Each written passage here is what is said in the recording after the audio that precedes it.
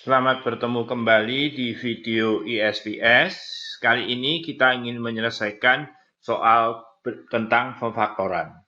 Pada bilangannya kita anggap pemfaktorannya adalah bilangan bulat, jadi kita tidak akan menulis suatu bilangan pecahan. Nah, untuk memfaktorkan bentuk yang A, maka kita lihat bahwa bilangannya di sini yang paling kecil adalah 9, sedangkan X adalah X kuadrat, dan Y-nya adalah Y pangkat 4. Dan kita tahu bahwa dengan memfaktorkan itu artinya membagi. Jadi untuk soal pertama, A, kita lihat 9, X kuadrat, dan Y pangkat 4. Kemudian suku pertama ini dibagi dengan 9x kuadrat Y4. Jadi karena kita tahu bahwa X pangkat 3 dibagi X kuadrat itu X, maka kita tahu bahwa X-nya bersisa 1. Demikian pula Y pangkat 5 dibagi Y pangkat 4, itu juga Y, jadi di sini menghasilkan Y. Dikurangi dengan X kuadrat berarti sudah habis karena dibagi dengan X kuadrat. Y pangkat 4 dibagi Y pangkat 4 jadi sudah habis. Jadi sisanya hanya 3. Nah, untuk B, kita lihat faktor yang bersamanya karena bilangan bulat di sini adalah 9. A-nya adalah yang kecil, A pangkat 3, dan B-nya adalah B pangkat 7. Kalau kita hitung dari ini, kita bagi dengan ini, hasilnya adalah 9A kuadrat. Karena masih ada yaitu A pangkat 5 dibagi A pangkat 3. Sedangkan B-nya, B pangkat 7 dibagi dengan B pangkat 7 berarti sudah habis. Dikurangi dengan 54 berarti 6. A pangkat 3 habis A-nya. Dan B-nya bersisa B kuadrat. C, 12, 18, faktor bersamanya adalah 6. X pangkat 3, X pangkat 6, berarti X pangkat 3 yang kecil. Y pangkat 5, Y pangkat 7, berarti Y pangkat 5. Kita hitung, ini dibagi ini. Hasilnya tinggal 2. X-nya habis, Y-nya habis, plus 3, X pangkat 6 dikurangi X pangkat 3, X pangkat 3, Y kuadrat. D, 24X pangkat 5, Y-nya adalah Y8. Jadi hasilnya menjadi Y pangkat 3 plus 96 artinya 4, X-nya sisa 10, dan Y-nya habis. Oleh karena itu, sudah selesai tugas kita. Kalau dikalikan kan Y pangkat 11, 24Y. Oke, saya kira dengan ketekunan dan pemahaman kita akan dapat mengerjakan soal-soal matematika ini dengan baik. Kali ini kita ingin menyelesaikan soal ujian. Ditanyakan bentuk sederhana dari bentuk yang seperti ini. Nah, di sini paling mudah adalah menuliskan semua pangkat dalam pangkat positif.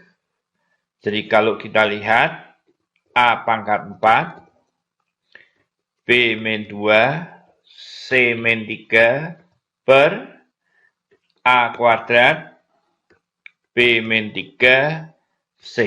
Jadi kalau ditulis menjadi pangkat positif adalah A pangkat 4, A kuadrat, seper B kuadrat ini, seper C pangkat 3, yang di sini kita tulis menjadi B pangkat 3, dan yang terakhir C tetap C. Hasilnya kita sederhanakan, pembagian pangkatnya dikurangi, B pangkat 3 dibagi B kuadrat menjadi B, 1/C pangkat 3 kali 1/C jadi 1/C pangkat 4. Jadi hasilnya menjadi A kuadrat B per C pangkat 4. Dalam hal ini kita bisa melihat bahwa jawabnya adalah B.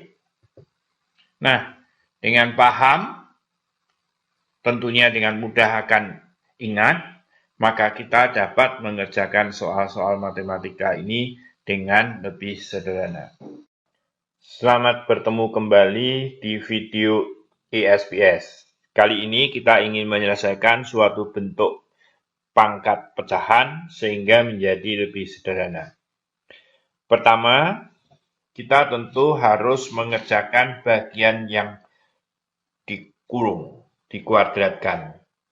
Jadi pertama adalah kita lihat bentuk X bisa menjadi 4/3, yaitu 2 kali 2/3, per Y kali 3/2, Y pangkat 3/2, kali X pangkat 3/2 kali Y pangkat 2 dibagi dengan X pangkat setengah per Y pangkat setengah. Oleh karena itu, bentuk ini dapat disederhanakan menjadi X 4/3 plus 3/2, tapi hati-hati di sini karena ini bagi, dibalik jadi minus setengah, per Y pangkat 3/2, ini tetap ditulisnya di bawah, kali Y kuadrat, jadi dia karena harus ditulis di bawah menjadi minus 2, ini dibalik jadi minus setengah. Oleh karena itu menjadi X 4/3 ditambah 1. 3/2 dikurangi setengah, K dibagi dengan Y min 2/2 min 1.